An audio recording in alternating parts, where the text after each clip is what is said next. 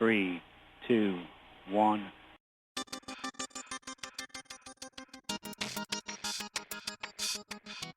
Esto es AI The New Sexy.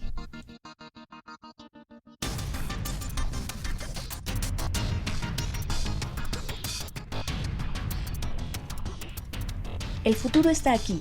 El desarrollo de la inteligencia artificial tendrá un efecto en la sociedad y la economía mayor que la invención del fuego o la revolución industrial. Por eso, debes reinventarte. Este es el mejor momento para convertir la reinvención en un hábito porque, escúchalo bien, estamos viviendo en el futuro. En AI The New Sexy te llevaremos de la mano por este futuro. Podrás conocer el impacto de la inteligencia artificial en el día a día y los negocios.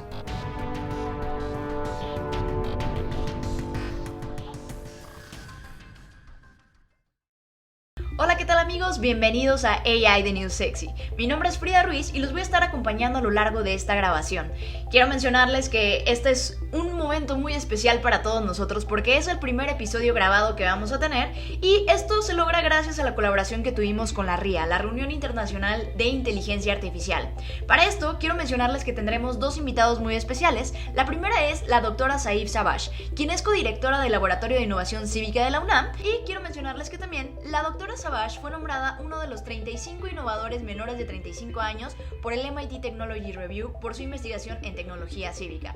El trabajo de la doctora Savage ha aparecido en los principales medios de comunicación como por ejemplo la BBC, Viz News y el New York Times. La doctora Savage también publica con frecuencia en las principales conferencias y revistas, además de que su investigación ha ganado menciones de honor. Saif ha abierto el área de interacción humano-computadora en la zona rural de Virginia Occidental y ha asesorado a los gobiernos de América Latina para que adopten el diseño centrado en el ser humano para brindar mejores servicios a los ciudadanos. Su investigación ayudó a impulsar la creación de un comité asesor federal en México para la tecnología exponencial. Frecuentemente colabora con el gobierno federal de México en su investigación de sistemas que se utilizan por todo el país. Y bueno, pues la verdad, muchísimas gracias por estar aquí. Gracias por habernos aceptado la invitación. Y bueno, déjenme platicarles que además tenemos a Anton, quien es colaborador de la Reunión Internacional de Inteligencia Artificial. Ambos nos van a estar acompañando y pues muchísimas gracias por estar aquí. Sean bienvenidos. Y bueno, cuéntenme, doctora, ¿qué tal? ¿Desde dónde nos está escuchando el día de hoy? ¿Qué tal? Es un gusto estar aquí con ustedes. Ahorita estoy desde Boston, Massachusetts, en el noroeste de Estados Unidos, pero usualmente también estoy en la Ciudad de México colaborando con la UNAM. Es un gusto estar aquí. Perfecto, pues bienvenida. Y Anton, platícanos, ¿tú desde dónde nos acompañas? ¿Estás aquí en Ciudad de México o por dónde andas? Sí, yo ahorita estoy haciendo mi doctorado en inteligencia artificial en la Universidad de Northwestern en Chicago. Bienvenidos a ambos y vamos a empezar a platicar un poquito sobre cuál es el ecosistema de inteligencia artificial en la TAM, cómo lo vemos para los próximos 5 años. ¿Nos podría platicar cómo a través de las investigaciones que ha hecho y a través del trabajo que está realizando ahorita en Boston, como nos comentaba, cómo visualiza este panorama para los próximos 5 años? ¿Qué cree que es lo que se viene? Yo creo que ahorita para Latinoamérica hay una oportunidad bastante buena para empezar a crear más inteligencia artificial que esté enfocada en la región y que realmente esté cubriendo importantes necesidades que tiene la región. Por ejemplo, podemos pensar en inteligencia artificial que esté enfocada para las comunidades rurales de Latinoamérica, donde la dinámica es muy diferente a lo que necesitan, por ejemplo, comunidades dentro de Estados Unidos. Asimismo, creo que hay una gran oportunidad de crear inteligencia artificial que esté enfocada a las necesidades de industria, a las necesidades incluso que considere la cultura latinoamericana. Y entonces estoy muy emocionada del futuro que se viene, en donde podamos crear una inteligencia artificial centrada en el ser humano que pueda traer al frente varios de los valores que tenemos en Latinoamérica y con el cual podamos ahora crear nuevas realidades y mejores también oportunidades de trabajo para las personas de Latinoamérica. Hablando un poco de esto que menciona, ¿en qué sectores donde la inteligencia artificial todavía no es muy utilizada considera que podría haber área de oportunidad para desarrollar soluciones de ella? ¿Qué es lo que ha encontrado a lo largo de su trabajo? En donde, por ejemplo, ahorita hay ciertas barreras con respecto a la inteligencia artificial, justamente es en zonas rurales. Y por un lado, lo que nosotros hemos encontrado es que es un tema en donde también las personas de zonas rurales no se consideran a sí mismos personas que pueden estar usando tecnología avanzada, que pueden ellos crear tecnología avanzada. Entonces es también un tema de identidad y tienen también otro tipo de barreras, hace que ellos no puedan acceder tan fácilmente a la tecnología. Por ejemplo, simplemente hay poca infraestructura para tener acceso a internet de modo sencillo. Entonces, justamente creo que cuando estamos pensando en inteligencia artificial para el futuro, es importante pensar cómo podemos crear también tecnología con estas poblaciones rurales para que ellos puedan ahora también ayudar a definir cómo se ve este futuro de la inteligencia artificial. Yo tengo una pregunta de lo que mencionaste anteriormente acerca de tener inteligencia artificial centrada en seres humanos y en cuanto a los valores latinoamericanos, porque al final del día, dentro de mi opinión, la inteligencia artificial es construida por humanos, imponemos nuestros valores dentro de la tecnología, claramente. Entonces, ¿qué cambios vería usted que pasarían cuando estamos viendo la inteligencia artificial en mente teniendo los valores latinoamericanos? Muy buena pregunta. Algunas cosas a considerar es que cambios drásticos entre cultura, por ejemplo, latinoamericana y cultura del norte global, como es, por ejemplo, Estados Unidos, Europa, quienes son los que han estado construyendo la inteligencia artificial, es las nociones de cómo ven estas culturas el tiempo, cómo ven también el modo de hacer las tareas. Entonces, algo que ahorita nosotros estamos explorando es justamente interfaces que se adaptan a la cultura de, por ejemplo, de Latinoamérica o de zonas del sur global, especialmente en temas del tiempo. Cuando estamos pensando del tiempo, en culturas norteamericanas, Europa, es una noción del tiempo en donde el tiempo es muy rígido. Todo tiene que estar en por ejemplo, si quedas de que hay una tarea que se tiene que hacer a las 7 de la mañana, se tiene que hacer a las 7 de la mañana, y también se espera que si la persona está haciendo una tarea en particular, solamente se concentre en esa tarea en particular. Entonces, por ejemplo, cuando estamos pensando en las interfaces de trabajo inteligentes que, por ejemplo, despachan tareas para los trabajadores, hay una noción en que la interfaz se tiene que regir con el tiempo y tiene que estar todo muy paulatinamente marcado con el tiempo, sin importar el tipo de relaciones sociales que se crean. En Latinoamérica tenemos valores muy diferentes con respecto al tiempo. Vemos el tiempo como flexible. Si nosotros quedamos, por ejemplo, en una cierta hora, por ejemplo, a las 7 de la mañana, tenemos flexibilidad de tal vez llegar 7:30 y no hay tanto problema porque tenemos otra noción de lo que es el tiempo y le vamos a dar más valor a la relación que a necesariamente cumplir con una tarea. Asimismo, estamos esperando a que si estamos haciendo una actividad, podemos hacer múltiples actividades en adición a esa actividad que estamos haciendo en conjunto. Entonces, ahorita estoy en la Universidad de Northeastern, que es similar a Northwestern, pero del este, y con la UNAM lo que estamos creando son interfaces inteligentes que, por ejemplo, para trabajadores de Latinoamérica, se vuelven mucho más flexibles con respecto al tiempo, en donde ayudan a que los trabajadores puedan estar haciendo múltiples tareas al mismo tiempo, puedan tener interrupciones, considerando que eso es aceptado dentro de su cultura, y también favorece tener relaciones sociales con otros, mientras que para trabajadores del norte global, la interfaz se enfoca justamente en el tipo de interfaz que se espera en el norte global, que es la que nos han estado empujando hacia Latinoamérica, en donde el tiempo es muy rígido. Lo que nosotros estamos haciendo es que estamos basando nuestra investigación en teorías de cultura. Las teorías de cultura han estudiado cuáles son las diferencias entre, por ejemplo, el sur global, por ejemplo, Latinoamérica, India, versus el norte global, que es Estados Unidos, Europa.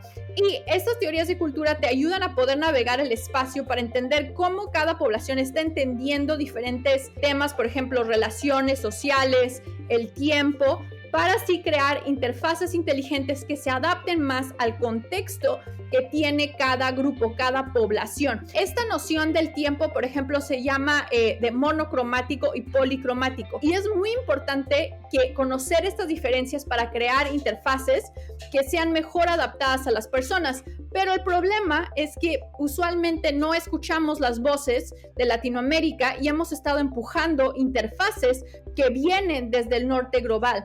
Me llama mucho la atención que está hablando mucho del tema de la cultura, porque normalmente dejamos muy de lado cuál es el impacto que puede tener la cultura en el desarrollo de la tecnología. Específicamente aquí, ¿cómo están utilizando la inteligencia artificial para generar un cambio? ¿Qué es lo que se está haciendo? ¿O cómo lo podríamos traducir un poco más?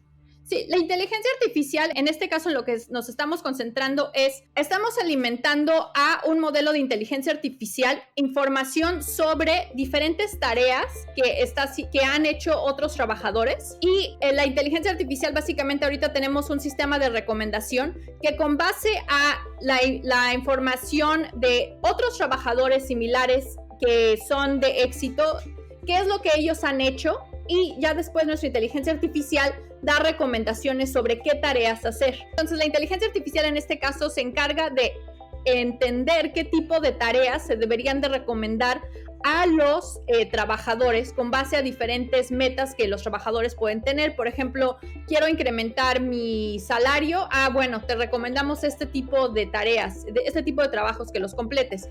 Quiero tal vez mejorar la relación con mi jefe. Bueno, te recomendamos este tipo de tareas que deberías hacer.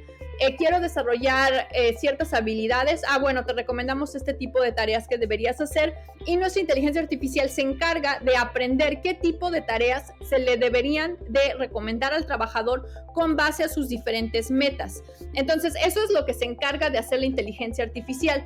En lo que cambia con base a la cultura es el modo en el cual la interfaz recomienda ciertas tareas que se deben de hacer. Si vienes de una cultura policromática, que es de Latinoamérica, por ejemplo, estamos recomendándote múltiples tareas mientras tú estás haciendo varias otras actividades. Por ejemplo, podrías estar en Facebook navegando, chateando con tu abuelita, y de pronto te va a llegar también una tarea que vas a poder hacer en paralelo. ¿Por qué? Porque dentro de Latinoamérica hay una aceptación para hacer múltiples tareas al mismo tiempo, mientras que para culturas monocromáticas estamos haciendo que el trabajador solamente se concentre en una tarea a la vez, considerando que dentro de las culturas monocromáticas, que es Estados Unidos, por ejemplo Europa, están muy acostumbrados a solamente concentrarse en una tarea, y es mal visto incluso tener interrupciones de otras actividades. Entonces, así es como trabaja la inteligencia artificial, y metemos cultura dentro de la interfaz.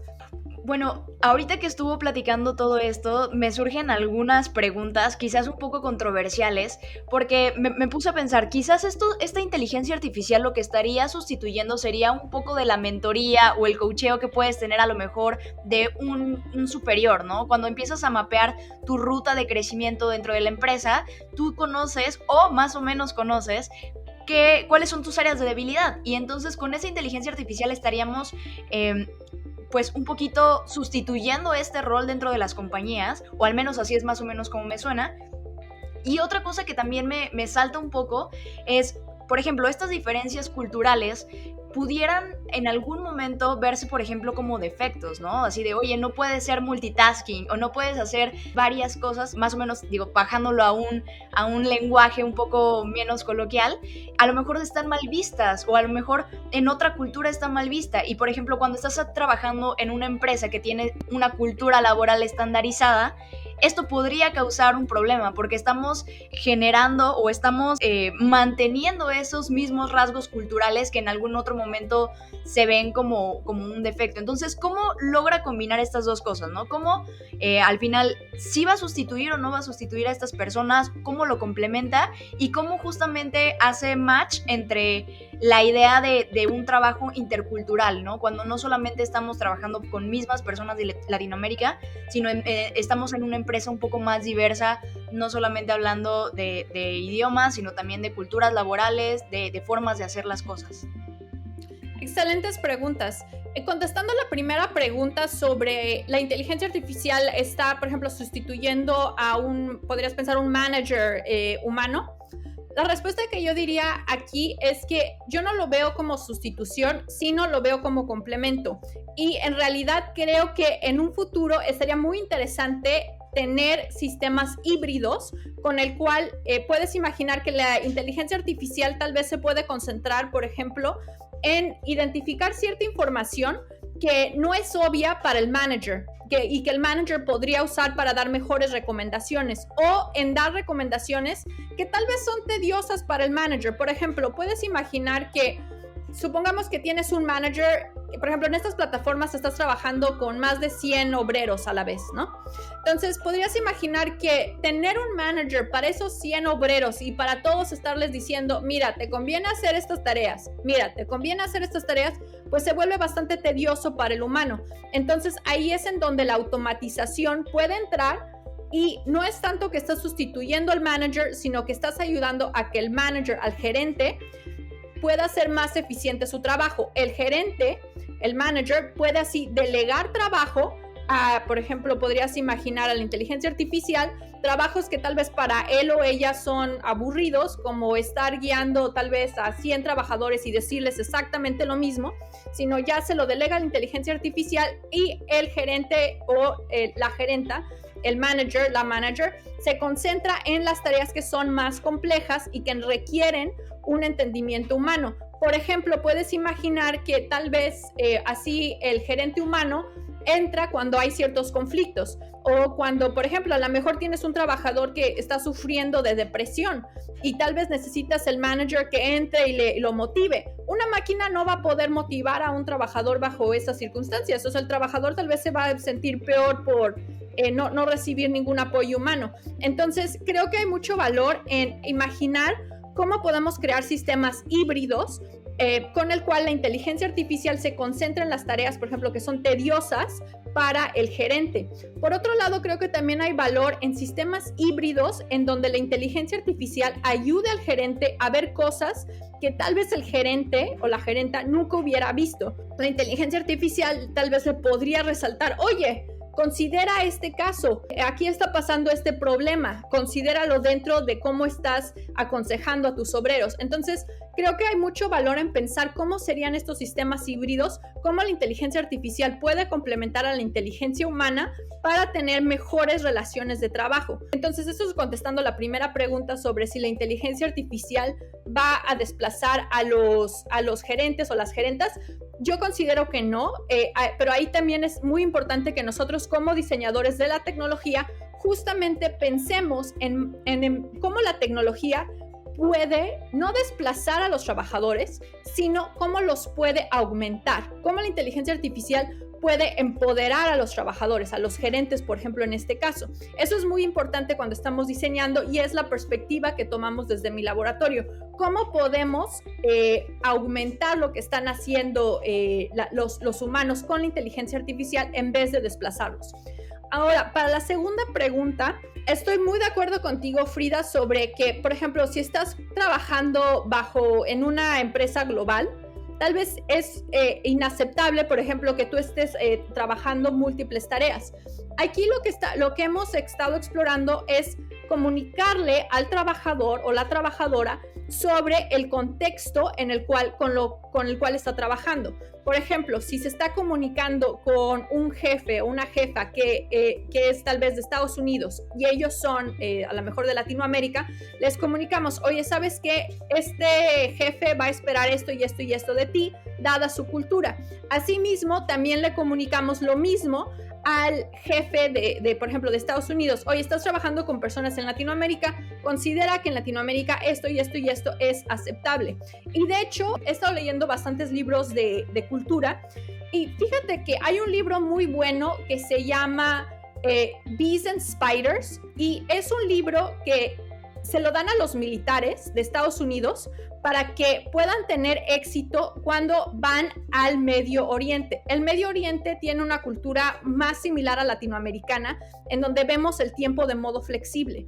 Lo que le estaba pasando a los soldados americanos cuando se iban a sus misiones de, por ejemplo, Afganistán, etcétera, era que ellos traían su noción del tiempo por ejemplo, de Estados Unidos, y entonces era un estado muy rígido en donde ellos tenían que cumplir con cierto, la junta va a ser a esta hora, nos vamos a concentrar en hacer esta tarea y vamos a estar haciendo así, era muy rígido. Cuando entraban al Medio Oriente, por ejemplo, Afganistán, lo que les pasaba era que de pronto en la junta, por ejemplo, se la pasaban primero hablando acerca de la familia, de cómo estaban las personas, y las juntas nunca empezaban a la hora en la que debían de empezar. Y entonces los soldados sentían que no estaban pudiendo avanzar y sentían que toda la misión no había sido exitosa.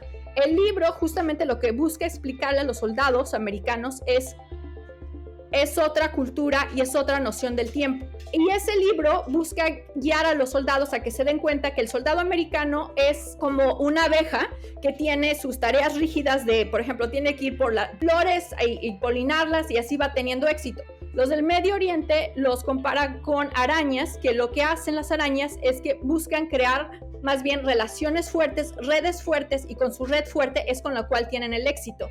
Y entonces, ya al tener el americano esa noción, es como ellos ya pueden tener éxito, ya pueden relacionarse mejor con las personas. Entonces, yo diría que en este caso, y perdón toda esta explicación, pero creo que es importante entender esta noción de cultura. En este caso, lo que estamos haciendo es que le estamos explicando a cada actor cómo es la cultura de la otra persona para que puedan colaborar mejor.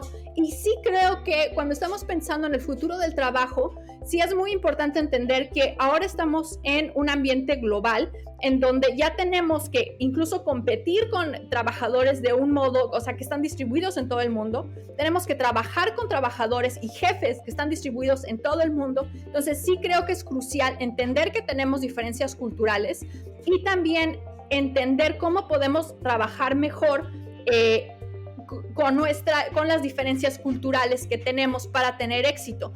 Nosotros nos interesamos por este tema de la cultura y las interfaces porque empezamos a hacer análisis cuantitativo de los trabajadores que estaban en estas plataformas digitales de trabajo.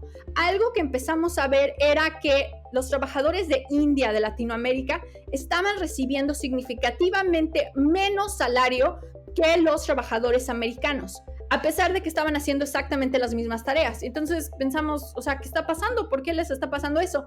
Nosotros argumentamos que es en parte porque las interfaces están creadas para los trabajadores americanos, no están diseñadas para la cultura latinoamericana, para la cultura, por ejemplo, de la India, y entonces estos trabajadores les está costando trabajo tener éxito en estas plataformas, y es por esto que estamos argumentando que es muy importante integrar la cultura en las interfaces.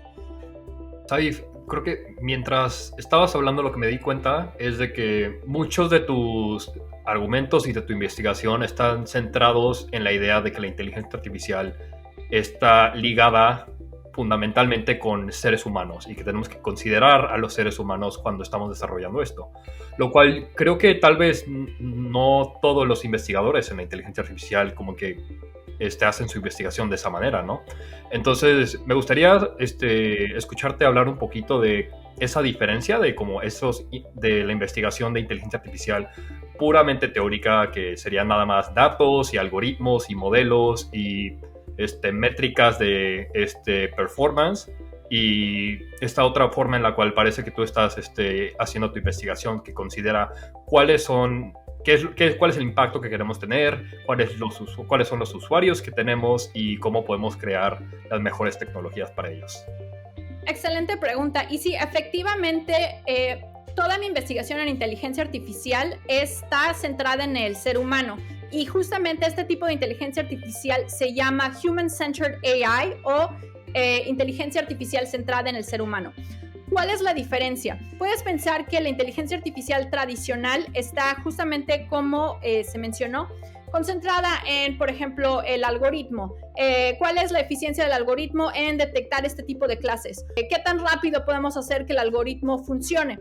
Yo soy del área de interacción, soy del área de ciencias de la computación, también ingeniería en computación. Tengo doctorado en ciencias de la computación y estudié maestría también en ciencias de la computación en la Universidad de California e hice la licenciatura en ingeniería en computación en la UNAM. Entonces tengo también todo ese contexto técnico de construir algoritmos, hacerlo más eficiente, pero también me especialicé en interacción humano-computadora. La interacción humano-computadora lo que le interesa es cómo es que los humanos van a estar usando este algoritmo, cómo es que este algoritmo va a impactar en la vida de las personas.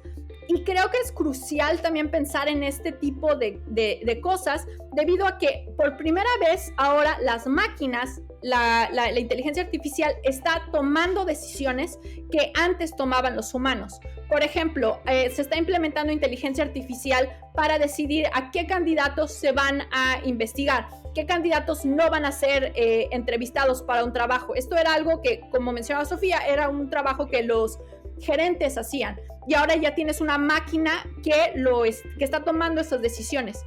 Entonces, dado que es la primera vez que estamos viviendo bajo estas circunstancias en donde máquinas están tomando ciertas decisiones en nuestra sociedad y están teniendo efectos muy fuertes en la población, por ejemplo, el tipo de salarios que ciertas personas van a tener, incluso el tipo de empleo, si van a estar desempleados, si no van a estar recibiendo ningún salario. También se está utilizando inteligencia artificial para decidir muchas veces quién incluso va a ser juzgado para ciertos crímenes.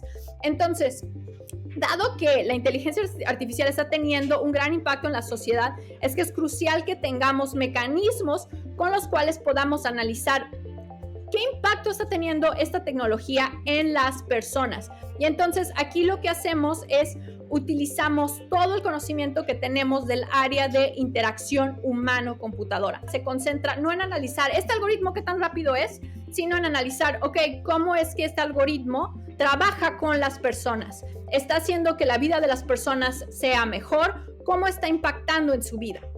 Perfecto. Y ahorita que justamente nos mencionas sobre este impacto, este desarrollo de nuevos algoritmos o de algoritmos que están pensados un poco más para las personas, ¿podrían representar alguna diferencia en el desarrollo de la inteligencia artificial en Latinoamérica? ¿O se está pensando en esta herramienta volverla global para todos? ¿O justamente el objetivo principal es Latinoamérica? ¿Cómo están enfocados o cuál es el mercado principal que se tiene para este tipo de desarrollos? O sea, yo tengo un interés particular en Latinoamérica, pero también estamos trabajando con zonas rurales, por ejemplo, de Estados Unidos.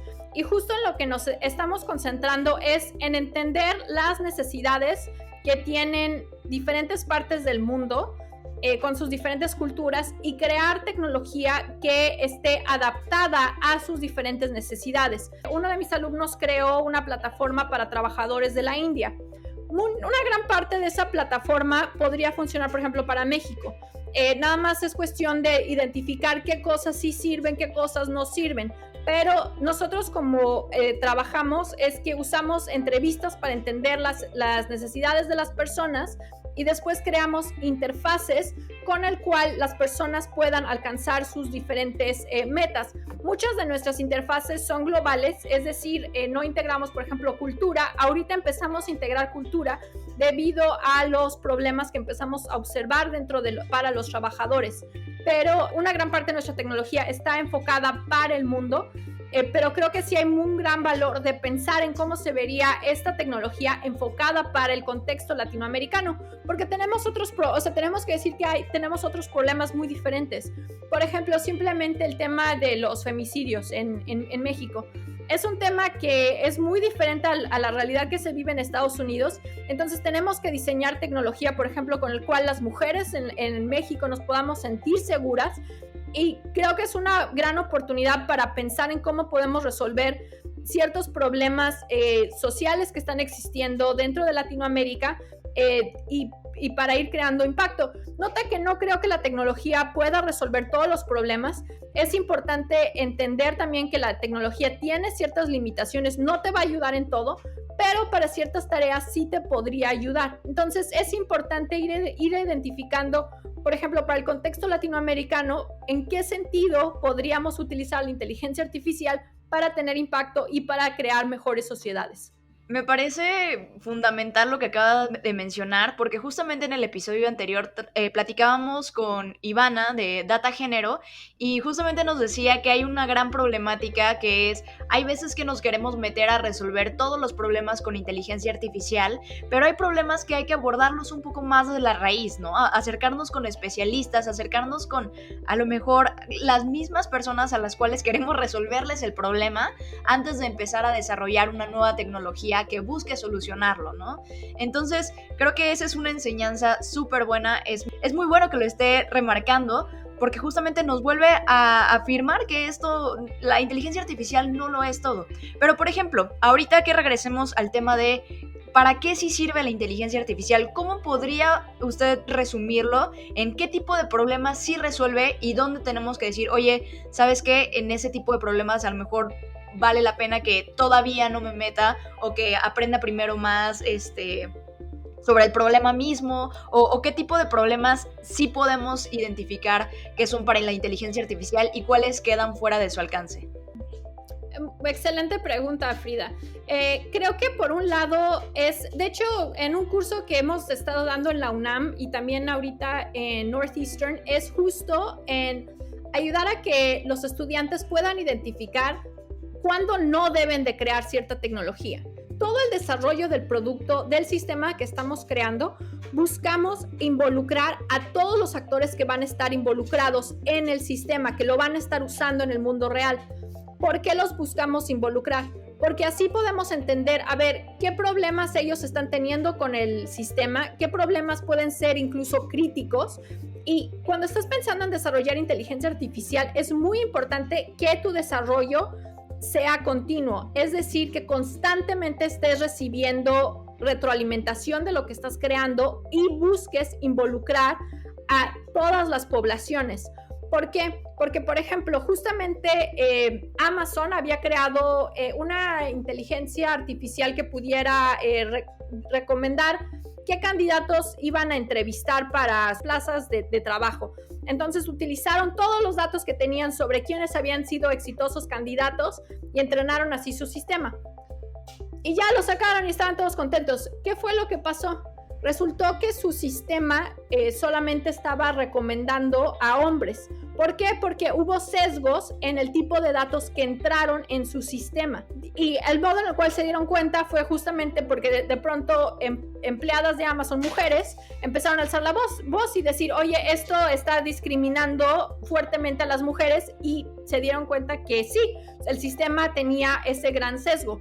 Entonces, el modo para resolver estos problemas es integrando a las poblaciones en cada instante en el cual estás desarrollando la inteligencia artificial. Y yo pienso que hay más valor, especialmente en que si es un sistema de toma de decisiones, consideres que sea un sistema híbrido, en donde no sea la inteligencia artificial la que tome la última decisión, sino sea un humano. Por ejemplo, en el caso de contrataciones, creo que es crucial tener a un humano quien tome la última decisión en a quienes están considerando para las entrevistas, a quienes sí le van a dar un trabajo o no. ¿Por qué? Porque la inteligencia artificial puede tener sesgos críticos que pueden afectar la vida de la persona, porque tal vez a toda una población la dejas fuera de la ecuación. También, por ejemplo, en temas, de hecho recientemente un gobierno se nos acercó porque quería que le creáramos un sistema para crear inteligencia artificial para ayudar a que la inteligencia artificial tomara decisiones sobre la custodia de niños y niñas. Podrías pensar, wow, qué bien, la inteligencia artificial aquí puede ayudar mucho en estos casos. Y de hecho, muchas veces tienes abogadas que tal vez no tienen incluso recursos para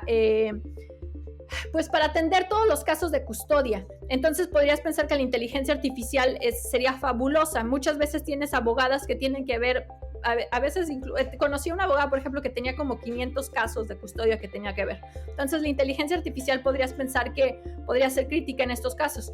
Nosotros aquí consideramos que era muy incorrecto meter la inteligencia artificial. ¿Por qué? Porque hay demasiados sesgos, incluso en la colección de datos que la inteligencia artificial va a tener, para que una máquina pueda tomar ese tipo de decisiones. Necesitas que un humano esté ahí de la mano viéndolo. Y tal vez creo que hay más valor, por ejemplo, en pensar en interfaces que ayuden al trabajador de gobierno, a la abogada, por ejemplo, a entender ciertos datos, por ejemplo, crear visualizaciones de datos que le resalten al trabajador de gobierno ciertas cosas que tal vez no vería viendo los datos de modo manual. Entonces, por ejemplo, lo que hemos estado ahora explorando más bien son interfaces inteligentes que ayudan a comunicarle al humano, al trabajador de gobierno, sobre lo que está pasando con los casos de las custodias para que pueda tomar mejores decisiones. Entonces, creo que la solución es en crear sistemas híbridos y en ayudar a que los estudiantes puedan aprender, a los estudiantes y los ingenieros, ingenieras que están en el mundo real creando esos sistemas, que puedan saber que no todo se debe de resolucionar con inteligencia artificial y es incluso crítico estar pensando cuando no van a estar con la inteligencia artificial. Algo que me gustaría saber es porque, bueno, yo personalmente, y ahí estoy yo demostrando mi bias y mi sesgo, estoy muy de acuerdo con muchas de las filosofías y los valores que estás planteando, pero me gustaría saber cómo ves esos valores. O sea, ¿crees que el resto del campo de investigadores y de las compañías Big Tech y todas estas siguen esos valores, o crees que hace falta mucho trabajo para poder desarrollar la inteligencia artificial de la manera en la cual tú planteas? Excelente pregunta. Como contexto, yo estuve trabajando en Big Tech, estuve trabajando de hecho en Microsoft por un par de años. Me acabo de hecho de cambiar a academia. En Microsoft lo que sucedía era que había un gran enfoque sobre crear productos rápido. Entonces no te podías sentar a decir, a ver, voy a diseñar, o sea, esto tiene sentido diseñarlo. Era mucho, por ejemplo, que tu jefe te decía, quiero que hagas ahorita esta interfaz y la quiero para ya el miércoles. Y entonces tú tenías que estar ahí programando como loco y realmente no te daba tiempo de cuestionar nada. Muchas veces incluso era, mira, esta otra empresa que es nuestra competencia acaba de sacar esto de inteligencia artificial, nosotros lo necesitamos. Analiza las cosas que tienen e implementalo. Y de nuevo, ni siquiera era, puede ser que esta otra empresa estaba totalmente incorrecto en lo que estaba diseñando. No te daban tiempo de sentarte a pensar, esto es correcto o es incorrecto. Incluso si les decías, oye, ¿sabes qué? Yo considero que este tipo de cosas no se deberían implementar porque bla, bla, bla, bla, bla. No lo valoraban, sinceramente no lo valoraban, pero eso a mí me ayudó, esa experiencia en industria me ayudó muchísimo para cambiar cómo pienso. ¿Por qué? Porque me di cuenta, en industria las personas van a estar todo el tiempo corriendo para crear productos rápido y sacarlo ya. Entonces, en industria de Big Tech, por ejemplo, como Microsoft, Google, etcétera, ¿no? Entonces, creo que hay oportunidad, por un lado, de las startups y también incluso muchas empresas mexicanas de decir, no, ¿sabes qué? Nosotros sí nos vamos a tomar el tiempo de crear esta tecnología de modo responsable y justo ahí es como es tu ventaja competitiva, porque así es como tú puedes ya entrar al espacio y tener ahora incluso más impacto porque estás creando tecnología responsable que está realmente cubriendo una necesidad. Entonces yo diría, piensa que esa es tu ventaja. Ahora, también yo como profesora, lo que a mí me queda claro es que le tengo que educar a mis estudiantes para que cuando salgan a industria sepan lo importante que es sobre no diseñar toda la tecnología que se quiere implementar, que sí estén pensando en estas cosas y así ir creando un cambio en la cultura. Por ejemplo, en la UNAM y también en Northeastern tenemos clases de inteligencia artificial centrado en el ser humano, justamente en donde enseñamos a los estudiantes estar pensando en este tipo de cosas. Y creo que sí es muy importante ir creando ese cambio. Nos gustaría mucho, de hecho, colaborar con RIA para ir creando cursos en el curso de verano, ir creando cursos para que más personas puedan estar haciendo inteligencia artificial con el enfoque de interacción humano-computadora. Y espero podamos colaborar en el futuro. Sí, perfecto, y definitivamente colaboraremos en eso. Creo que ya podríamos seguir hablando por horas y horas, pero como última pregunta, una gran razón por la cual empezamos este podcast, de hecho coincidió con el hecho de que queríamos como RIA impulsar más y remarcar que existen bastantes mujeres muy exitosas que están cambiando este campo, y queríamos preguntarte a ti, como con este contexto de que claramente hace una gran falta de mujeres en el área, ¿qué consejos tendrías como para aquellas investigadoras o computer scientists que están empezando apenas en el campo o están considerando meterse en el campo? ¿Qué consejos les darías a ellas? Creo que es importante, muy buena pregunta. Es importante utilizar la adversidad como motivación, y es importante aprender cómo puedes utilizar las adversidades que te enfrentas como motivación, y pensar en cómo los tiempos difíciles que puedes estar viviendo, cómo los puedes utilizar para motivar tu investigación. Por ejemplo, yo diría que mi tiempo en industria, la verdad no me agradó. Fue un tiempo difícil en donde, pues, la verdad, sinceramente, o sea, ser mujer en industria era un tema muy complicado y no me gustó nada el ambiente. Lo que ahora hago es pensar en esa circunstancia difícil que viví como algo positivo, con el cual yo ahora entiendo cómo es el mundo dentro de la industria y lo puedo utilizar para crear interfaces que cambian cómo es el ambiente dentro de estas grandes empresas. Entonces ahora lo veo como que me dio una ventaja competitiva para poder diseñar mejor tecnología para el futuro del trabajo, porque ahora yo ya entiendo muy bien, por ejemplo, qué significa tener, por ejemplo, a lo mejor un jefe justamente que te está presionando en que saques productos de modo rápido. ¿Qué significa eso? ¿Cómo podemos ayudar a los trabajadores a que enfrenten esos problemas? Entonces, yo diría que, la verdad, como mujer en tecnología, en inteligencia artificial, sinceramente sí te vas a enfrentar con muchas adversidades. O sea, te estaría mintiendo si no, porque toda mi vida he enfrentado con adversidades desde la primaria hasta la facultad, el doctorado. O sea, todo el tiempo yo diría que es constantemente adversidades, pero es no sentirte mal por las adversidades, sino verlo como tu ventaja competitiva. Por ejemplo, ahora de nuevo, yo con el modo en el cual lo analizo es, wow, ¿cuántos profesores existen que han estado en ese ambiente de industria y ahora lo pueden traer a la academia para crear el cambio? Y entonces ya lo veo como una ventaja competitiva que yo tengo sobre los demás. Entonces creo que ver las adversidades como tu ventaja competitiva es importante, y así ni siquiera te deprimes, sino es algo realmente motivante. Comparto completamente lo que menciona, doctora. Creo que muchas mujeres nos vamos a sentir identificadas, muchas mujeres que estamos en la industria, que estamos apenas empezando a colocarnos también en estas big techs, en empresas que empiezan a manejar o a trabajar con inteligencia artificial. Y la verdad es que todo lo que nos ha comentado a lo largo de este episodio es muy enriquecedor. Entonces, pues nada, agradecerle muchísimo por habernos acompañado, por todos estos mensajes que la verdad nos dejan pensando mucho. Y algo que siempre me gusta decirles es, lo más rico de los episodios es que nos dejen con más dudas, y créanme que yo ya tengo muchísimas, y seguramente las personas que nos están escuchando también. Entonces, pues justamente para poder seguir la conversación, ¿cómo podemos encontrarla en redes sociales? ¿Cómo podemos leer más sobre su trabajo o algún medio donde podamos contactarla? Sí, en Twitter soy Saif Cita, o búsquenme como Saif Savage. También estoy ahí en LinkedIn, y trato de compartir mi investigación de modo digerible en estas redes sociales. Y espero podamos ahí seguir charlando, y muchas gracias por la invitación. Fue un honor estar aquí con ustedes. No, hombre, el honor es todo nuestro. Anton, también muchísimas gracias.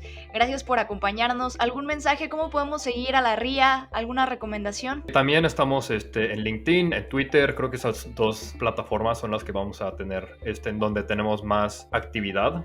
Y nada más estén al pendiente, porque pronto ya vamos a empezar a sacar más información acerca de la conferencia, la escuela de verano, todos esos cursos que muy probablemente Saif nos va a ayudar a construir para asegurar que estemos haciendo lo mejor posible.